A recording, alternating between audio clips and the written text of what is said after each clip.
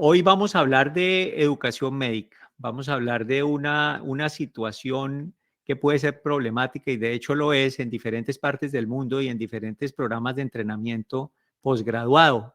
Específicamente vamos a centrar nuestra discusión en un artículo escrito por un grupo de investigadores.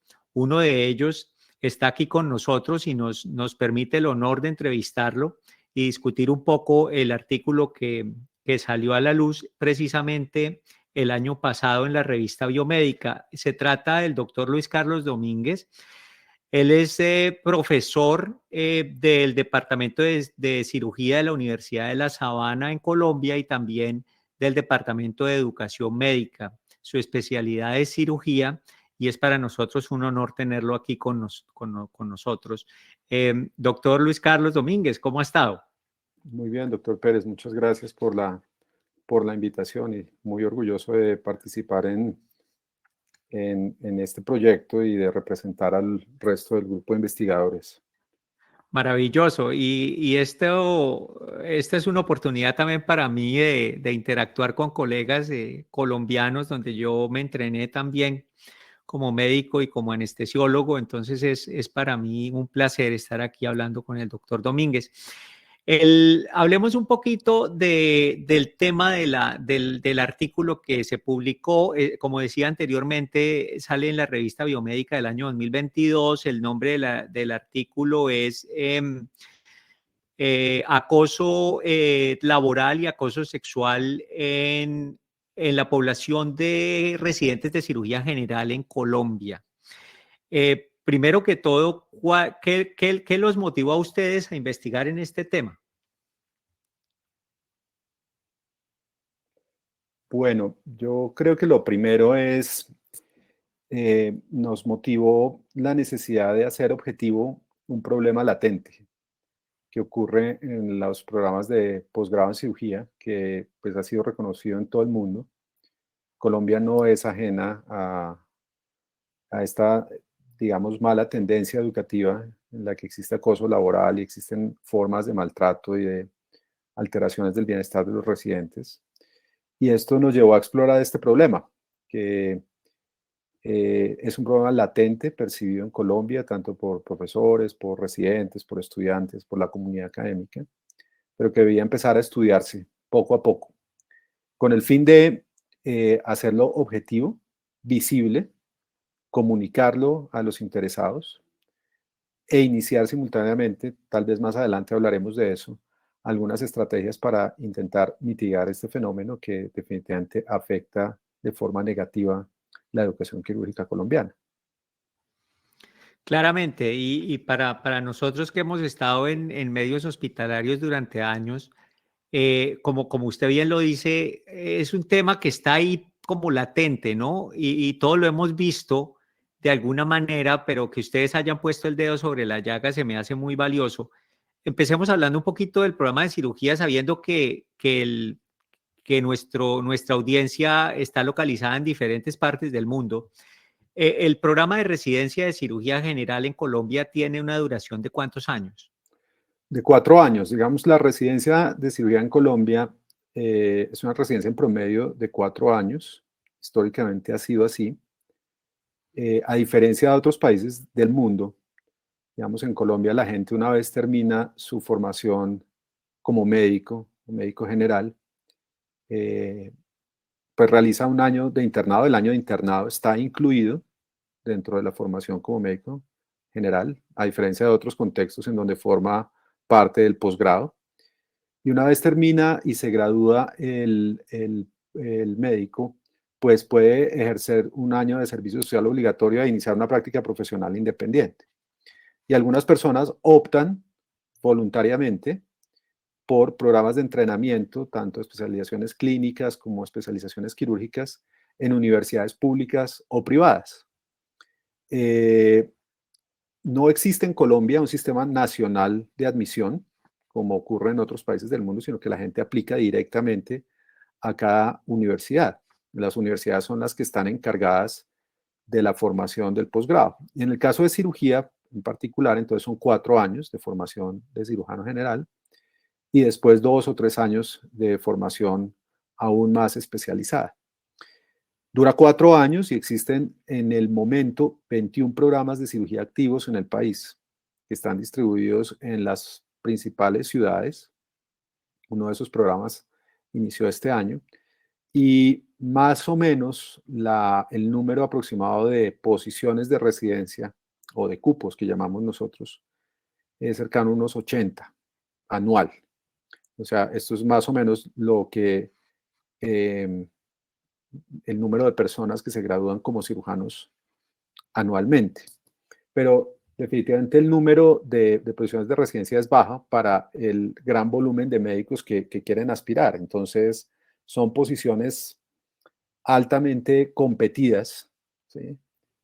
Y pues una vez la persona logra entrar allá, pues lograr retenerla, entre comillas, en el buen sentido de la palabra, para que culmine exitosamente el programa, pues es todo un reto. De allí que fortalecer ambientes de aprendizaje apropiados, pues es una tarea fundamental dentro de este proceso educativo. Entonces, ese es como el escenario. Un elemento adicional que yo creo que es bien interesante también en estos temas que involucran el bienestar es que la gente paga por realizar el posgrado, ¿sí? En Colombia. Y en Colombia probablemente a precio de hoy o a costos actuales pueda estar entre $5.000 semestrales. Probablemente ese sea el costo. Y Claro. recientemente, hace un par de años, ya existe una ley de residentes que le empieza a pagar a las personas en formación un salario mensual y tiene otros beneficios, pero definitivamente ese costo, ese pago es inferior a lo que el residente tiene que pagar por su entrenamiento. Más el lucro cesante, por así decirlo, de, de, Correcto. de no poder ejercer por fuera, ¿no? Claro, y ese lucro cesante se subsana muchas veces con un ejercicio, un trabajo que realiza el mismo residente durante su residencia, como médico general, por fuera de la residencia, ¿cierto? Para Como en buscar, paralelo. como en paralelo, para buscar compensar algunas condiciones económicas. Entonces, son condiciones muy particulares del contexto de entrenamiento colombiano, que Claro, y de comparten alguna algunos otros manera, países, pero es raro. correcto, y veo que de alguna manera también se condimenta un poco la relación entre la institución y los profesores y los residentes, que en última son estudiantes que están pagando, pero al mismo tiempo están trabajando. Fue muy difícil para ellos entrar ahí. Además, no están ganando dinero mucho, pues, mientras lo están haciendo. Esa relación laboral es un poquito distinta a lo que ocurre en otros países, como para hacer un poco el contraste con lo que pasa en Estados Unidos, como usted bien lo decía. Hay muchas diferencias, a pesar de que la práctica clínica y el desarrollo de habilidades y la adquisición de conocimiento es muy parecida, ¿no? Ujú. Pero la forma en que el sistema funciona es distinta. Aquí el residente es más concebido como un trabajador, más que como un estudiante. Y como trabajador tiene todas las compensaciones laborales y los beneficios de un trabajador, y él no paga por su entrenamiento, recibe un salario que es inferior al de la persona que ya se graduó, pero es suficiente para que pueda vivir, inclusive mantener una familia. Eso establece una relación contractual, por así decirlo, muy distinta a la que se establece en Colombia. En mi caso particular, que me entrené en los dos lados, Ujú. percibía yo en Colombia en el sistema yo definitivamente era un estudiante. No sé si eso siga siendo así. Pues definitivamente en Colombia las personas cumplen un doble rol. Son estudiantes de posgrado, pero en la práctica real tienen responsabilidades asistenciales clínicas y responsabilidad médico-legal y funcionan y realizan trabajo clínico eh, autónomamente, pero eso es un trabajo que es un trabajo real. Ahora, el país ha hecho avances, ¿sí? Recientemente, en el 2020, arrancó la famosa ley de residentes en Colombia, que ya establece una serie de relaciones contractuales entre el residente, el hospital, la universidad, pero de forma directa no es un empleado de un hospital, como ocurre en otros contextos, porque la formación en Colombia sigue estando a cargo de las universidades. Entonces, todo ese contexto alimenta estos temas de bienestar laboral y son muy importantes como ir mapeando ese terreno para Sí. entrar en materia sobre lo que significa, digamos, el trabajo que realizamos. Sí, y de hecho es el siguiente paso que quiero dar. El trabajo se centra en acoso laboral y acoso sexual. ¿Cómo podríamos definir esos dos términos como punto de partida? Bien, pues definitivamente ambos términos involucran múltiples definiciones en la literatura, tanto si uno lo mira desde posiciones estrictamente científicas, eh, pues hay aproximaciones a esto muy de orden, digamos, desde la psicología positiva, desde la psicología organizacional, desde la parte de la educación, pero también esto obviamente tiene definiciones o conceptualizaciones de orden legal. Entonces nosotros decidimos, tras explorar la literatura, eh, buscar una aproximación conceptual al problema y logramos, digamos, el tema del acoso laboral, pues utilizar una definición que ha sido ampliamente difundida en estudios previos que se han hecho en cirugía y pues que se refiere específicamente a una serie de conductas negativas que tienen el propósito de producir en las personas o exponerlos a agresión, específicamente de naturaleza psicológica en su forma primaria, aunque también puede ser física, con el efecto o con el propósito de humillar, intimidar, asustar, ¿sí? O castigar al otro. Digamos que esa sería como una definición que se ha utilizado en otros contextos y es muy general, no es una definición desde una esfera legal, que eso tiene, digamos, unas aristas bien diferentes. Y el Sí. acoso sexual, pues utilizamos una aproximación también que hizo la Academia Nacional de Ciencias, Ingeniería y Medicina de los Estados Unidos y que también ha sido ampliamente aceptada. Y el acoso sexual, pues, se refiere a una serie de comportamientos que se refieren a discriminación en la forma de tres conductas diferentes. Uno de acoso de género, ¿sí? De atención sexual no deseada, que son avances sexuales de naturaleza física o verbal, no deseadas por la otra persona, o formas de coerción. Entonces, ese es como el panorama conceptual, Sí. aunque, reitero, pues existen muchos marcos, muchas definiciones en diferentes esferas científicas, ¿no? Volviendo un poco al contexto, porque creo que fuimos capaces al comienzo de esta conversación de poner un plano común en el cual podemos entender el problema. Se me ocurre la pregunta siguiente. ¿Hay diferencia generacional entre el residente y el profesor, por así decirlo? ¿Esa diferencia generacional tiene alguna influencia en su opinión sobre la probabilidad de que se desarrollen estas conductas indeseadas? Sí, de hecho la literatura confirma eso, confirma que las relaciones de poder que se establecen entre jerarquías que están bastante distanciadas generacionalmente, pues aumenta estos problemas. En Colombia el fenómeno es bien interesante porque en muchos programas muy tradicionales aún se conservan figuras, digamos, tradicionales, gente que ha permanecido muchos años en los hospitales, pero también empiezan a aparecer como profesores, como supervisores clínicos, personas también muy jóvenes, muy recién graduadas, por ejemplo, muy cercanas a la edad de los mismos residentes que están en formación. Entonces hay una mezcla de estos aspectos y es un poco contradictorio en algunas otras exploraciones cualitativas que hemos hecho, porque para algunos residentes el maltrato proviene de los más jóvenes y para otros el maltrato o el acoso puede provenir de figuras un poco mayores. Entonces, no es conclusivo, puede venir de ambas vías, pero en Colombia tenemos una mezcla de profesores, de gente que ejerce la supervisión clínica de diferentes tipos de generación, ¿no? Seguramente hablaremos también de quiénes son las personas que inician estos comportamientos. Los profesores son unos, pero también hay muchos otros involucrados allí, ¿no? Sí, el estudio tomó las percepciones de los residentes de cirugía general en Colombia.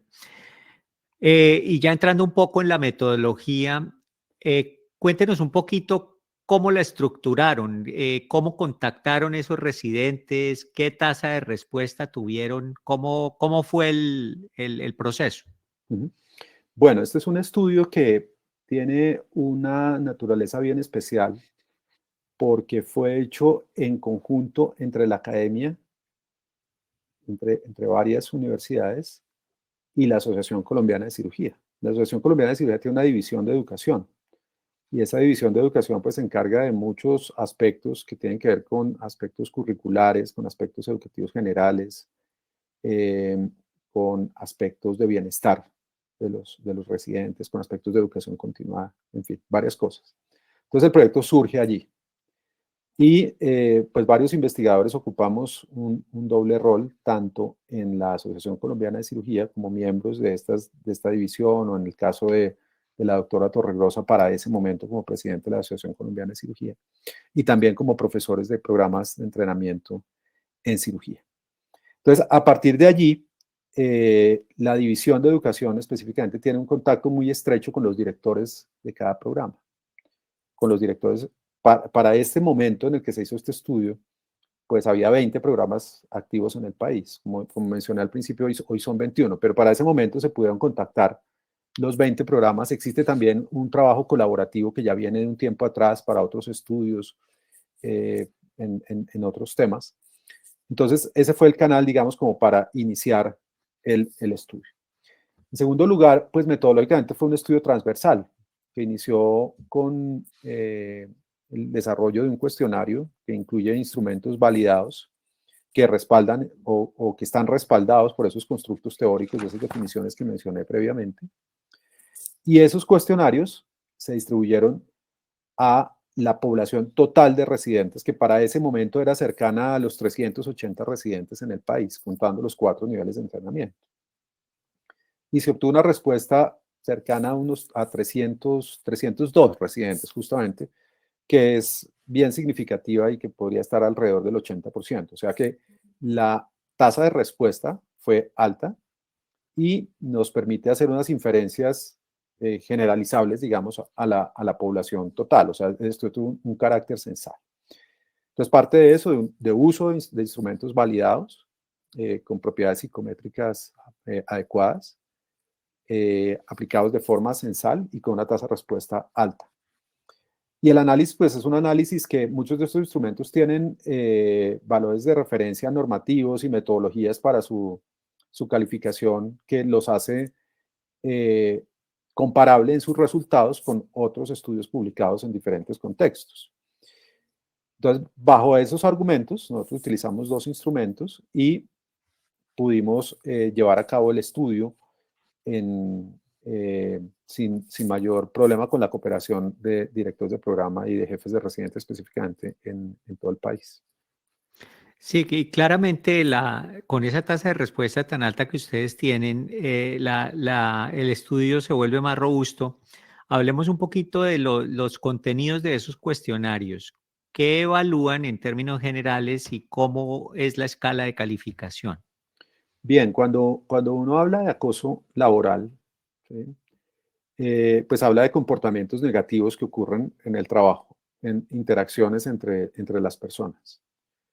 No necesariamente interacciones entre personas que tienen a cargo a otros o que están subordinados, sino también interacciones que pueden ocurrir entre pares o interacciones que pueden ocurrir entre miembros de una unidad con personas de otra unidad, con clientes, en el caso de nosotros, pues con pacientes, con diferentes tipos de personal. Y el instrumento que utilizamos se llama cuestionario de actos negativos en el trabajo.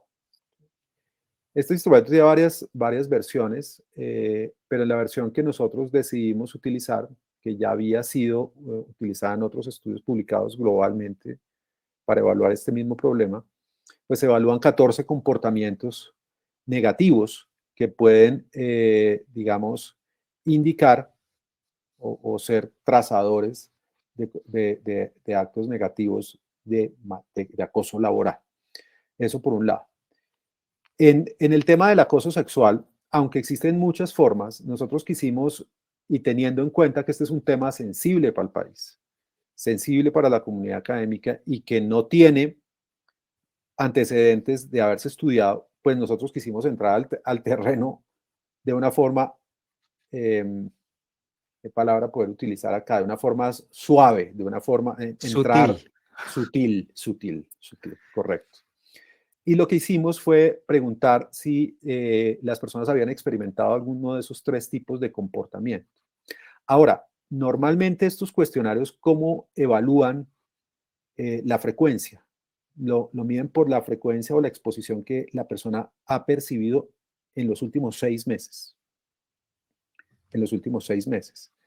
Y en esos últimos 6 meses, esa frecuencia puede ser una frecuencia ocasionalmente, puede ser una frecuencia diaria, mensual, semanal, etc. Entonces, ahí hay varias conductas que pasan por diferentes cuestiones y es la forma, digamos, en la que nosotros nos aproximamos al problema con los residentes para evaluar su percepción. Veo en la sección de resultados del artículo que la edad fue promedio de los residentes es 28.9, más o menos 3.3. Son verdaderamente jóvenes los residentes de cirugía, ¿no? Sí, los residentes de cirugía son personas muy jóvenes. Realmente una persona en Colombia, pues la carrera de medicina dura 6 años, la arranca a los 18, más o menos. Está graduando a los 24, está entrando a la residencia a los 25, 26 años. Y es un Sí, cirujano alrededor de los 30 años en promedio. Entonces, claro, sí, son personas supremamente joven. jóvenes. Sí, y esto pues hace que aún sea más sensible el tema. Hablemos un poquito de los resultados. Vamos navegando acerca de qué encontraron. Primero hablemos del acoso laboral. ¿Qué encontraron? Bueno, primero establecimos unas medidas de frecuencia y encontramos una tasa de una presentación del acoso laboral que es cercana al 49%. O sea, la gente para ese momento del estudio experimentaba eh, tasa de acoso más o menos cercana al 49%. Casi la Y eso es, mitad. sí, y eso se puede diferenciar en dos grupos. Una forma continua, que sería esta forma que se presenta casi de manera diaria, semanal, ¿sí? Y una forma como más ocasional. Y esas dos tasas, pues son también diferentes. La tasa de acoso ocasional es cercana al 27% y la tasa de acoso Ujú. continuo al 21% de los casos. Entonces, eso fue lo primero que encontramos, unas prevalencias de estos comportamientos. Segundo, nosotros hicimos diferentes análisis estratificados para ver si estas tasas de acoso podían variar en función del sexo, por ejemplo, de los participantes, del programa de donde provenían, si eran programas públicos, privados, del nivel de residencia y de la localización geográfica del programa. Eso porque es importante en Colombia, digamos que eso es una característica muy particular porque muchos programas están ubicados en Bogotá y muchos de esos programas tienen una herencia eh, cultural, histórica, educativa, que se ha arraigado mucho en el país desde hace muchos años, probablemente por gente que hizo su residencia fuera en los Estados Unidos, en Europa, a mediados del siglo pasado, que importaron, por decirlo de alguna manera, prácticas, visiones, valores educativos que se fueron arraigando. Pero en otras regiones, pues es diferente. Entonces quisimos ver esas diferencias. Y entonces encontramos que pues no hubo diferencia realmente en función del sexo, del tipo de programa, si es público, privado, del año de entrenamiento, pero sí diferencias significativas por la localización del programa. Y encontramos que las tasas son más altas en Bogotá, fueron más altas en Bogotá, cuando se comparan con programas de otros sitios. En Entonces, esta eso es zona lo central primero, se incluye, en esta zona central, en esta aparte de zona central. Bogotá, ¿qué otra ciudad se incluye? Bueno, en esta zona central está Bogotá, está, está el programa, un programa en Chía, que es el programa de la Universidad de La Sabana. También se incluye un programa en Bucaramanga, por ejemplo, que son como esta zona más central del país. Pero Las no otras incluye regiones, Medellín. no, esta región aquí se evaluó como la región, eh, digamos, del occidente del país. Veo, pero claramente es significativa la diferencia por lo que vi cuando leí el artículo. Esto es en cuanto a acoso laboral. Eh, ¿Qué nos puede contar de la parte de acoso sexual? Bueno, también aquí el análisis fue muy similar, establecer las prevalencias, y la tasa de acoso sexual fue en términos brutos del 15%, 14.9. Y de eso, pues miramos dentro de esos casos de acoso cómo se distribuía en los tres tipos de conductas negativas, en el acoso de género, en las tasas de atención sexual no deseada y de coerción sexual.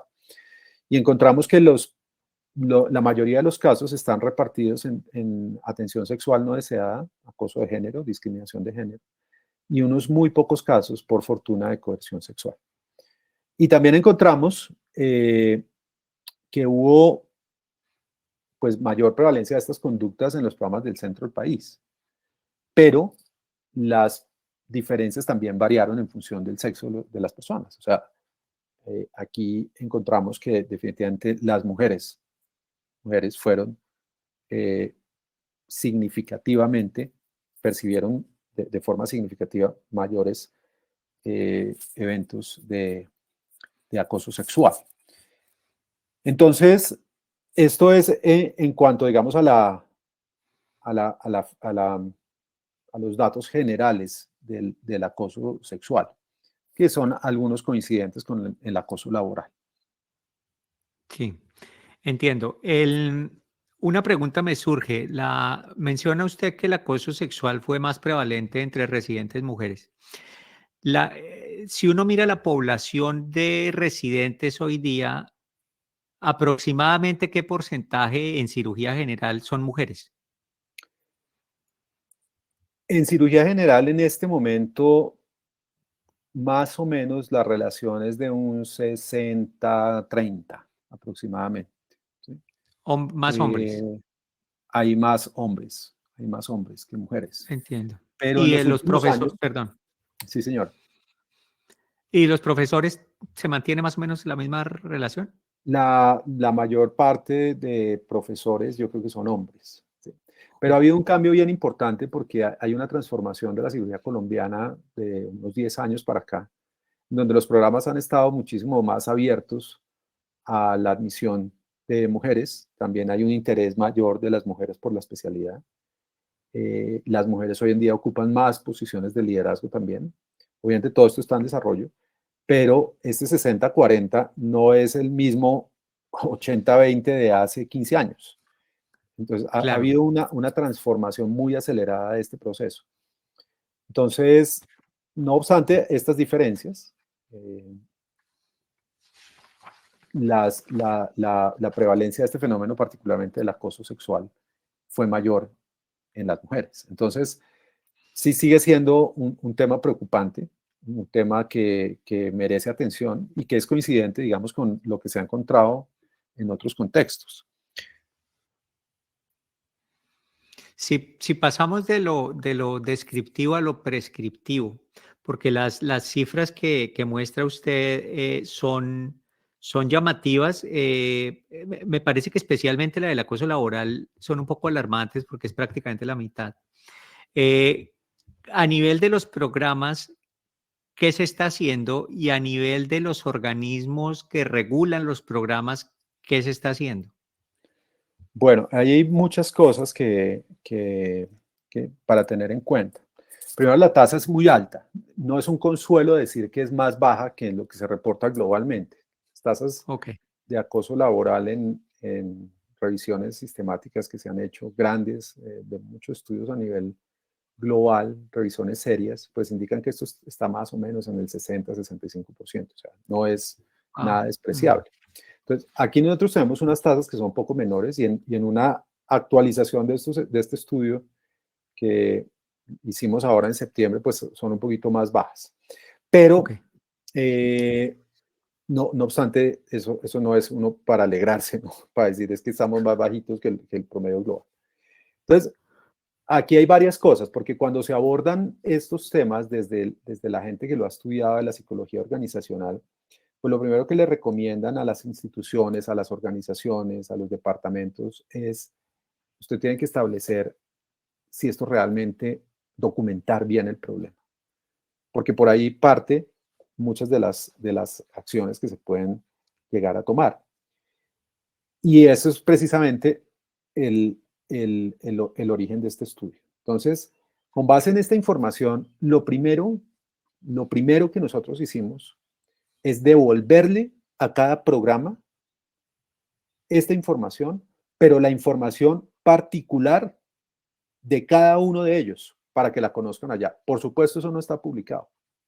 Eso no se sí. puede publicar por elementos de confidencialidad y pues por cuestiones éticas, que es una cosa con la cual nosotros como investigadores nos comprometimos desde el principio del estudio. Pero hoy en día cada programa tiene sus propias cifras, y eso es importante entregárselo a las instituciones. Y es importante que se lo haya entregado a la Asociación Colombiana de Cirugía, porque eso le da un peso mayor a la información y al feedback que están recibiendo ellos. Eso, pues, primero ha generado, en mi percepción, mucha receptividad por parte de los directores del programa, porque los directores de alguna manera asienten con que esto se mide, pero también están interesados en saber qué pasa ya dentro de cada uno de ellos. Sí, Y ese interés, pues, yo lo sé por la comunicación que tengo permanente con varios de ellos, que ha sido discutido al interior de cada programa. Los datos de cada uno de ellos han sido discutidos allá. Uno no puede entrar más allá para ver qué se está haciendo, pero digamos que ese es un primer paso. Otro elemento muy importante es empezar a hacer sensibilización de este problema. Y yo creo que iniciativas como la que usted está teniendo, a través de este proyecto y de ayudar a diseminar resultados que son importantes sobre temas que son realmente importantes en materia educativa, pues contribuyen a eso. Y así hemos tenido muchísimas otras iniciativas que han pasado por medios de comunicación, que han pasado por el periódico, que han pasado por programas radiales, que han pasado por muchas otras, eh, eh, digamos, canales de comunicación y medios de comunicación, redes sociales, que han ayudado a generar sensibilidad y a que se sacuda tanto la comunidad de sí. profesores como la comunidad académica y de residentes. Y eso también lo hemos llevado a escenarios de divulgación y de comunicación en congresos, en eventos científicos, en foros de discusión y en las discusiones propias de la División de Educación. Entonces, todo eso forma parte como de una primera fase muy general que podría llamarse como de reacción, de sensibilización frente al problema. Obviamente, si uno quisiera seguir subiendo, y hacia allá es donde queremos llegar, pues es que a que logremos desarrollar intervenciones que cambien comportamientos, pero que cambien comportamientos desde dónde, desde la cultura educativa, no desde la reacción. La reacción siempre es, quiero identificar quién es el victimario y meterlo a la cárcel. Yo no sé por qué los seres humanos tenemos como esa tendencia siempre de querer identificar, coger y castigar y denunciar y allá crucificar a las personas. Eso puede que sirva. Y seguramente va a servir en muchas instituciones que tienen individuos identificados que son perpetradores repetitivamente de conductas de este tipo. Pero eso no es sostenible a largo plazo. Pues la sociedad, la comunidad aprende de eso, pero tal vez no somos idealistas en eso, creemos que la transformación de la cultura educativa es lo que es verdaderamente sostenible en el tiempo. Y sobre todo porque la nueva generación de profesores pues es gente joven, son cirujanos jóvenes, son Sí. cirujanos que han experimentado situaciones similares y son ellos mismos los encargados de no perpetuar esto en el tiempo. Entonces, esa fase es muy importante y eso concuerda, es congruente con lo que la literatura menciona que hay que hacer al principio. Y en eso vamos. En eso vamos, de monitorizar el problema, medirlo, sensibilizar, comunicar, Reconocerlos reconocer. y esto claramente es un avance muy significativo. Mi siguiente pregunta, conociendo el sistema de salud en Colombia, hay una relación directa entre el profesor y el residente, pero tanto el profesor como el residente hacen parte de una institución de salud que muchas veces tiene otras aristas distintas a la educación. ¿Cómo? Porque este problema del acoso seguramente permea otras profesiones y el mismo residente está en ese mismo medio. ¿Cuál es el compromiso de las instituciones de salud con este tipo de problemas? Que sé que no hace parte del artículo, pero ¿cuál es su percepción? Pues hoy en día existen muchas presiones sociales en Colombia. Este es un tema de importancia a nivel del Ministerio de Trabajo. Este es un tema muy importante a nivel de las condiciones laborales de las personas. Recientemente sé que el país está adoptando regulaciones internacionales de la Organización Internacional del Trabajo en temas de acoso laboral, en temas de discriminación, en temas de acoso sexual. O sea, esto viene, muchas fuentes están ejerciendo presión. Lo que pasa es que todavía en el país se percibe, y usted bien lo mencionaba al principio, al residente como un estudiante, no como un trabajador, y eso empieza a generar como unas cosas diferentes porque eso permite de alguna manera como exponer mucho más a una persona en una condición ambigua, de un rol ambiguo, a conductas negativas. Si uno supiera que el residente es un trabajador con unos derechos que vienen por un reglamento de trabajo, por unas cuestiones que vienen del Código Sustantivo del Trabajo, de las leyes, etcétera, pues muy probablemente la gente se abstendría mucho más de esto. Pero definitivamente todas esas regulaciones, toda esa presión social, toda esa forma en la que hoy en día activamente se habla del tema, no solamente a nivel del acoso laboral, sino del acoso académico, del acoso escolar. Esto se habla mucho hoy en día en el país, en la formación de los niños, en el colegio, etcétera. Todos esos temas empiezan por calar y por mover rápidamente muchas estructuras y hacen que las instituciones hoy en día tengan políticas explícitas de bienestar. Y sé que muchas universidades hoy lo tienen. Muchas universidades hoy tienen rutas para combatir el acoso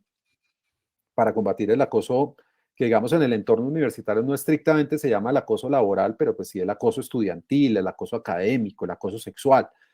Y todo eso son elementos que van haciendo que las instituciones se muevan. Ahora, también muchas instituciones hospitalarias en donde están los programas de residencia son instituciones que van o están en búsqueda de acreditaciones internacionales, de acreditaciones Joint Commission, de acreditaciones de muy alto nivel internacional, de estándares globales. Usted bien lo sabe, la medicina colombiana es una medicina Sí. pujante, es una medicina bien posicionada y hay instituciones eh, que tienen un reconocimiento internacional importante en materia de acreditación y de regulación. Y parte de las condiciones de acreditación son el establecimiento de condiciones laborales apropiadas. Eso se mira ya, no solamente los resultados clínicos y los procesos de atención asistencial, que son evidentemente centrales, nucleares, pero todos estos temas de recursos humanos son muy importantes también. Entonces, hay diferentes vías por las cuales las instituciones empiezan a mover. Pero yo creo que desde las universidades, y considerando que todo esto se llama aprendizaje en el sitio de trabajo, sitios en donde están los residentes allá trabajando en el mundo real y aprendiendo, pues sí somos unos de los llamados a hacer, eh, em, no presión, sino a discutir este problema de manera abierta y a liderar las transformaciones que son necesarias. Pero pues hay una Claramente. suma, afortunadamente, de muchos actores movilizándose al tiempo en estos temas. Y eso es muy Sí, importante. convirtiéndose en agentes de cambio, que es lo importante. La siguiente pregunta y tal vez la última es, veo que el estudio es transversal y obviamente tiene las limitaciones de un estudio transversal y es imposible determinar lo que voy a preguntar, pero cuál es su punto de vista? ¿En qué medida pudo la pandemia influenciar los resultados? Sí, esa es una pregunta que es muy interesante. Nosotros la decimos porque este estudio fue realizado casi 6 meses después de que arrancó la pandemia.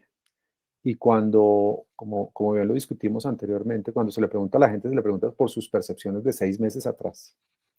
Y esa primera ola o ese primer pico de pandemia tuvo unas condiciones muy particulares, de mucho estrés, que aumentaron el desgaste profesional, que aumentaron muchísimas cosas para las personas. Sin embargo, los residentes y los programas educativos pues generaron muchas acciones en ese primer pico de la pandemia, eh, para limitar un poco la exposición de los residentes a ciertos casos o esa exposición inicial a todo este problema o a toda esa transformación que requerían los servicios de urgencia, las unidades de cuidado intensivo, etc. De hecho, nosotros publicamos en ese momento desde la División de Educación unas recomendaciones específicamente para manejar estos temas educativos. Pero nos queda dos hipótesis, y es si realmente esas tasas tan altas correspondían a un efecto directo de la pandemia en ese momento, porque no tenemos comparaciones previas, o si definitivamente estábamos hablando de un subregistro del problema y realmente ese primer pico logró fue mitigar el acoso de alguna manera, porque mucha gente dejó de ir al trabajo, entonces si va menos al trabajo, menos lo Claro, acosan, claro. de alguna forma, ¿sí? Sí, claro. Entonces, eso nos obligó a volver a medirlo ahora, y lo medimos hace un par de meses, y encontramos unos resultados bien interesantes porque la tasa de acoso laboral, que era del 49%, pasó como al 30 y pico por ciento, 35 más o menos.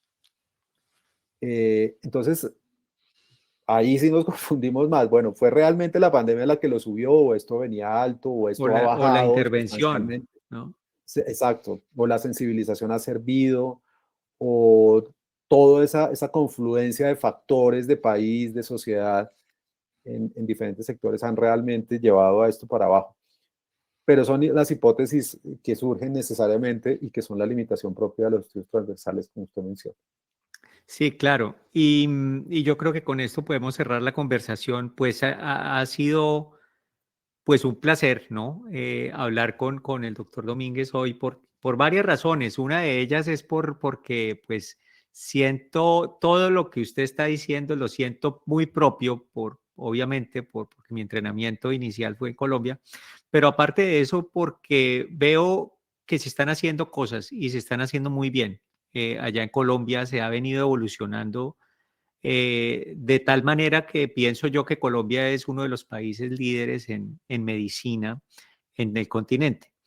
Eh, Quiero cerrar agradeciendo su presencia aquí, que haya compartido este tiempo conmigo y esta información que va a ser muy importante porque nuestra audiencia la va a disfrutar. La educación médica es central para la comunidad y para la sociedad. Y cualquier esfuerzo que se haga para mantener el balance y para mantener la formación de excelentes profesionales, claramente es muy bien recibida. Muchísimas gracias, doctor Domínguez, por su presencia en este podcast. No, a usted muchas gracias, doctor Pérez. Comparto plenamente con usted la relevancia que tiene la educación para la medicina en general, para la formación de, no solamente para que la gente se provea mejor cuidado clínico y más seguro, que ese es un propósito último también, pero también para que se formen mejores personas, para que se transformen mejores personas. Los médicos estamos llamados a transformar positivamente la sociedad. Y resulta que Así, creemos que cuando ocurren estas cosas, pues los efectos, las consecuencias, no solamente derivan en peor cuidado clínico, sino también derivan en consecuencias negativas para la misma sociedad, con los hijos, con las familias, con los padres, en los hogares, en el mismo individuo, que entra en condiciones, eso no lo hablamos, tampoco lo medimos, que son las consecuencias de todo esto para las instituciones, para el sistema, para las sí, personas. Pero definitivamente yo comparto con usted ese interés por la educación médica y creo que me siento muy orgulloso de la cirugía colombiana, como muchos. Creemos que es una disciplina ejemplar para el país y para el continente. Y estos temas de así educación es. tienen que ahondarse de manera profunda para que sean muchísimo mejor en el futuro. Muchas gracias. Así es. Muchísimas gracias. Para nuestra audiencia encontrarán en la descripción del video el enlace para el artículo que discutimos hoy. No olviden dejarnos sus comentarios de retroalimentación y nos vemos en el siguiente capítulo. Doctor Domínguez, muchas gracias. Salió muy chévere. No, muchas gracias a usted, doctor Pérez, muy amable. Espero compartirle más adelante cuando tengamos ya la otra publicación y Por favor. y otros estudios que hemos hecho con el efecto, digamos, de toda esta intervención de Estado, de la ley de residencia sobre burnout, sobre enganche laboral, sobre todo ese tipo de cosas, sobre deserción, pues podérselo Sí, claro. compartir. Es Buenísimo. bien.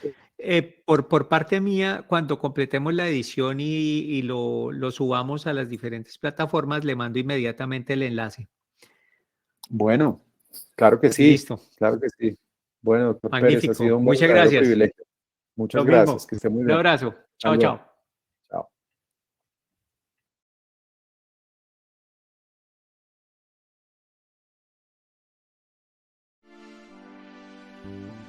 Chao.